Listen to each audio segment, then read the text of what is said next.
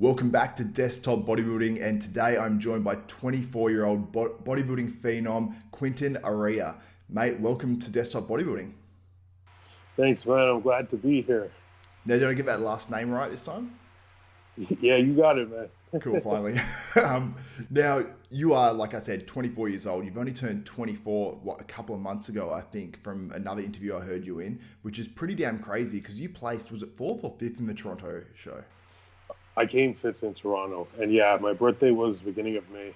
That's crazy, man. Like, people aren't normally getting to that stage until they're like well into their 30s in bodybuilding, especially. So you've got an upper hand on plenty of people. Now, I heard going into that Toronto show that you were listed as an open competitor, but you were going to do classic physique, and that's what a lot of people were saying. And then to see you in the open and placing top 5, I was blown away. Yeah, it was it was an interesting process, man. Like trying to suck down to make the weight, but ultimately my coach decided about 5-6 days out, it didn't make sense. I was too flat. My muscles weren't popping. So he just started filling me out from then, and then we just filled out and went into the show. Yeah, and you look tremendous, and you got a crazy good shape, which I think is why a lot of people are drawn to you. One, you're young. 2, you've got an awesome shape, and people love to see guys with good shapes coming up and like, oh, he's got amazing shape. He's going to be someone crazy in the future, like winning pro shows and potentially up there in the Olympia, which people get excited about. But you're competing in Vancouver this weekend, which we'll touch on a little bit more. But I want to get into how you got into bodybuilding. Where did it all start for you? Were you born in Toronto, which I believe you live in Toronto now. So how did it all start? I just kind of stumbled upon it. I was born in Toronto. I lifted weights from a very young age, around like 12, 13. I tried it out, but I kept stopping. And, and every year in the weight room class in high school, I would pick it up again for a couple months and stop. But I'd always see results very fast. So but my problem is I thought that they would stay with you. I thought you could just lift for a bit, stop, and then stay with you. But I was wrong. So I picked it up permanently around 17, 18. I was just bored. And one of the main motivations it was a very superficial reason. I'm like, I want a bit more attention from girls. I want girls to like how I look. So I started to train. And it's just funny because over time, what I wanted out of it, it changed so much. It evolved. And I don't care about, being attractive to anybody at this point, I think it sort of morphed. I think every couple months of just progress and training, I became more obsessed with bodybuilding from 18 till now, and I still find myself being more obsessed day to day. Yeah. And what age did you get into bodybuilding? Like you said, you started training around 12, 13. When did you pick it back up seriously? So I started lifting again, permanently around 17, 18, in my last year of high school. And then when I was 20, I did my first show. So, initially I just went there. I'm like, you know what? Everybody at the gym would be like, dude, you should compete. You look good. I'm like, okay, let me go collect a trophy. I didn't really, I just thought, I thought I'd do well. So I did the juniors, of course. So I didn't think I was just going to go in and beat a bunch of grown men. So I did it, and I did the juniors, right? And everybody in the crowd was like, dude, you would have won the whole show. Why didn't you do men's? And I'm like, I don't know. I thought it would be hard, right? So then for my first show, I realized maybe I'm something special. So I kept going. Cool. And do you still have that drive to just keep getting better and keep getting better, or do you see it maybe waning, your motivation at some point? Man, honestly, at this point, this is what I live for. Awesome. If I can't do this, I don't know what I'd do to myself. It's I am obsessed with it, and I just love being active in general. I was an athlete my whole life. I played football, basketball. I was a sprinter. I did really good at long jump, high jump, and all that stuff. So, this is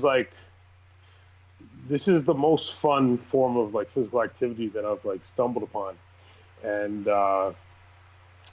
my goal is I want to be the very best. And I know everybody says that, but you never know who the best is until you try, right? And you put years, you put the time in, right? You make the sacrifices. And over time, if you have the potential to be the best, you will be, right, over time. But, We'll see how that goes. For sure. Now, you told me prior to the interview that you've got like a really good like coaching situation going on where you live right now, and Dorian Hamilton is your coach, who coaches a lot of other top guys now, like Antoine Valiant and all that, and a lot of people have sort of gone to him up in that Canada, up in that Toronto area. Now, you told me as well, like they even like you had a car crash last year, and we'll get into that a little bit more. And they loaned you a car and all that sort of stuff. So it sounds like you got an awesome situation going on up there. Yeah, it's amazing. So Dorian and his brother Noah. So it was his car. He ended up buying a new car later on in the year. So we were like, I lived with him and Frank McGrath in a house for a bit after that accident. It wasn't a bad accident. Like, I mean, the only thing that was messed up was my car, but it just set me back. And I was gonna move across the country for work because I was just tired. I used to be a personal trainer. I was tired of being a personal trainer. I had a pretty good job opportunity elsewhere. So, they gave me a pretty good offer here. And, they, like Noah and Dorian, they do everything that they can to make sure that I'm the best. So, for me, I have no excuses not to be at my best, like this year, next year, like, because I have a solid team of people that are supporting me and are making sure that I have all the resources that I need. Yeah. Now, is Vancouver, which is coming up this weekend, which you're competing in, so obviously it's it's not really a local show, but it's at least in your home country. Is that going to be the last show for you for the year, or are you going to plan on competing more and hopefully try to qualify for the Olympia and maybe Tampa and whatnot? You know what? I wanted to do Tampa, or like, of course, qualifying for the Olympia would be cool. But I heard Dexter Jackson's doing Tampa, and I'm like, shit, I want to compete with Dex, because it'll be tragic if he retires this year, because then I won't get that chance, right? But at this point, I think my main criticism is size, of course, right? Like I'd say I'm still pretty new to bodybuilding, and there's another guy who's similar to me, I think, Samson Dauda. Yeah, I actually interviewed him. Yeah. I've actually interviewed him twice for the channel, and it's funny because he's only been training bodybuilding really for 5 years, and he's 33 though. Yeah. And you've only been bodybuilding really seriously for training for like 6 years, and you just got a lot of similarities like that. So, and you both got great shapes too. Mm-hmm. Yeah, so it's like, it's very similar, like the way that we are, I think. But I think that my biggest thing is I need to put on more size. So come in, fill out the frame a bit more, and I believe that next year I'll be winning pro shows. For sure. I totally believe that as well, because you have tremendous shape, and obviously you've gained muscle quite quickly considering you've been serious training for only 6 years, and that's obviously in your young years too. Now, you've got obviously that tremendously small waist and that really good shape. Is there anything you're planning on doing in terms to keep that shape alive? Because some people, they have a tremendous shape and then they start to put on size and they sort of blow out a little bit. Is there anything you're doing to make sure you keep that shape? Man, I'm not doing nothing. Like, I'm not saying that I'm gonna blow it out. Like, I don't have any, like, there's no signs that it's getting worse. If anything, like, building muscle around it more has created an illusion that my waist is getting smaller. Yeah. But I don't know. Like, I mean, I'm gonna, man, when it's off season time, I'm gonna get me up to like 300, 310 pounds, and I'm gonna hover around there. But I'm not gonna get too fat. Like I always, like the ways of a bodybuilder is embedded in me. So I'm always gonna be eating like 5-6 meals, like clean meals a day, and then I'll have a little something on the side, So just, I guess, not eating like no gluttony, right? Like not eating to the point of just being absolutely full. I mean, maybe a couple days after the show, but then after that, it's just everything in moderation. Yeah. In your off season now, do you eat a lot? Dude, man, I would have pizzas every day sometimes. Really? Yeah. It was crazy. It was a different time. I remember I was so happy to start dieting at the beginning of this prep, and I was just tired of eating. But that's how it goes, right? You're eating so much and you're barely eating. Yeah, but when you start dieting, you're like, oh, I wish I enjoyed my off season more. And then when you're off season, you're like, can't wait to start dieting. So you always want what you're not having at the moment. Yeah, man, that's how it goes. Yeah. Now, next year, have you decided any shows that you might want to compete in or anything like that? Well, I think I haven't looked too deep into that. I think it's just dependent on like what kind of results we could produce in this off season. We got big plans. We got big plans. So, of course, I have my eyes set on Toronto. It's a local show. My family, they don't got to travel to see me like shine out there. So, I want to be able to. It'd be pretty cool to have my first win there, so my parents could see it. My brothers, my close friends, and everything. So that'd be pretty dope. But I'm also thinking maybe a bit later, closer to the Olympia, because then the timing might make more sense. Yep. But yeah, we'll see. Cool, awesome. How tall are you too, by the way? Because you said you're looking at getting up to like 300 and 310 pounds in the off season. Yeah, I am just a tad bit over 6'1". Oh, awesome. Cool. I didn't even realize you were that tall. I remember seeing you in the lineup and thinking, oh, you're pretty tall. But I had no idea he's that tall. And it's pretty rare to see guys that tall these days. And also, I noticed a lot of the taller guys, even guys that are only 6 foot or 5'11", you see them by themselves and they don't look as impressive just because they're obviously more stretched out. But you still look impressive by yourself. But I was sort of like, I couldn't tell how big you were because I'm like, you do look reasonably tall. So, yeah. Thanks, man. I appreciate that.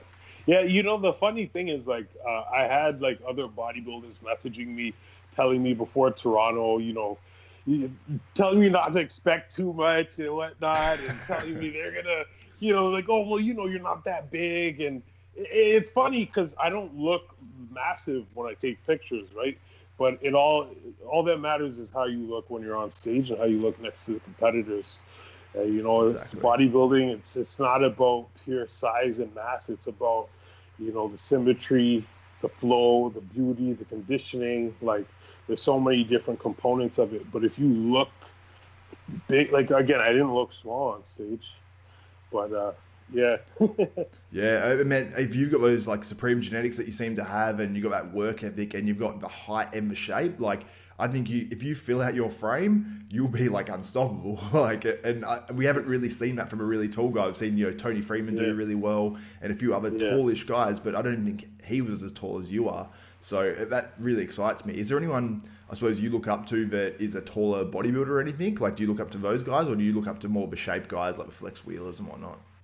Oh man, I love Flex Wheeler, Kevin Levrone. Yeah. The 90s is my favorite era of bodybuilding. Yeah. Dorian Yates. Yeah. Even Sean Ray, although he's not taller. But, I don't know. For some reason, Tony Freeman, beautiful physique. I watch all these guys. I do my homework. But the guys that I'm fascinated by the most are dude, Phil Heath. It's just the way he's shaped, the way his muscles look, it's just ridiculous. If I'd be able to... I don't know, but yeah, I think it's about coming with a combination of just that freaky mass with the aesthetics at a tall height, because I'm not too sure if we've seen that. Yeah, for sure. Yeah, we haven't seen it in a long time. Now, taking yourself out of it, say you don't qualify for this year's Olympia, who do you like to win? Do you reckon Sean Roden can repeat, or do you think that Phil Heath will shock everyone and come back and compete? Or I like how you said that, but you know what? Man, it's a tough one. I think it's wide open this year. If Sean comes in at 100% like last year, man, he's gonna be hard to beat because he has such a beautiful physique, right? But sometimes the judges are looking for different things, right? He can be out muscled. I think Brandon Curry's on the rise right now. Brandon Curry's look he's been progressively getting better, just leaps better each show. So I think it's hard to say. I saw Phil. I think he's in the UK right now doing a tour with Global Muscle Radio. Yeah. So I don't know. He didn't look. I don't know. What are we? 10 weeks out right now? Yeah, it's about 10. Yeah. I don't know if he's doing it. Maybe he looked fucking huge. But dude, if Phil does it, I think Phil wins. Yep. Yeah, I agree with that, because that'd be cool. If he's going to do it, then I think he's more oh yeah, I've got my stomach under control. Yeah, I can do it, Mm-hmm. Yeah, but if not, then I think I favor Sean Roden, but it's I'd say 55-45 Sean Roden to Brandon Curry. Yep. Yeah. Sure. Now, getting back to you to finish off the interview, Do you have any sort of goals or plans going forward? Like you said about you want to win a show next year. Is there any plans after that you plan? Say, okay, in 5 years I want to be Mr. Olympia, or 5 years or 3 years I want to be top 5 or top 3 of Mr. Olympia. Do you have any of those goals set, or is it more just I want to win a show next year, step by step? Yeah. You know, I haven't. I don't think too deeply on it because, you know, for me, I'm like I have, but in the grand scheme of things, my main focus is what's closer. Because like I need to accomplish this first in order to get there. Yeah. But I'd like to be the best in the world by the time I'm 30, right? And a lot can happen in 5-6 years. So, you know, my aim is I want to be the best, and I'm going to do everything that I can within this time to be the best for as long as I can. So, you know, I think that regardless of the outcome, whether I win the Olympia in 5 years, I'm not saying that I will, but just pushing this hard, I know that the fans are going to like it. Yeah, for sure. And you've got that exciting physique too. So I can't, like, honestly, I'm a fan. Like, as soon as I was made aware of you, I was like, I'm a fan of this dude's physique. I heard an interview of you. I'm a fan of his personality. So I hope, like, I'm just praying for the best for you, and I'm hoping that you obviously stick at it, and that you know, hopefully one day come home with the Olympia title, because I'm a taller guy too, and I like to see taller dudes doing well. I don't know. Yeah, my dude. Just something about it. I'm just drawn to the tall guys, for Tony Freeman's, for even Dennis Wolf. He wasn't that tall, but you know what I mean, like slightly taller. Yeah, Dennis Wolf was dope, man. Yeah, that guy was sick. Yeah, for sure. Another guy I really admire is Cedric. Yeah, definitely. Yeah. I can see a lot of Cedric in your physique as well. Like, obviously, like, he's got a bit more size than you right now, but yeah, there definitely are similarities. Yeah, he's pretty massive too. Like, I think we're around the same height. At Toronto, I think I was about 253 on stage. I think Cedric's in the 280s on stage. So it just gives me an idea of like what weight I got to be at, or how much I need to build to be competitive at the highest level. Yeah, for sure. Anyway, Quinton, thank you so much for coming on Desktop Bodybuilding. Do you have anyone you want to thank? I want to thank my coach, Dorian. I want to thank Noah and the rest of the teammates, D. And yeah, that's about it, man. Awesome. And yeah, thanks for having me on. I really appreciate it. And I hope you guys enjoy Vancouver Pro. Man, definitely. And we'll be covering the show too. I've got a preview going up in the next, maybe around the time I put up this interview as well. So if people are watching this and they want to see the preview of the Vancouver Pro, just make sure you stay tuned to Desktop Bodybuilding. And also, if you like these videos and you like the interviews I'm doing, like with Quinton, give me a thumbs up. Also, comment below what you think about Quinton and how you think he's going to do in Vancouver.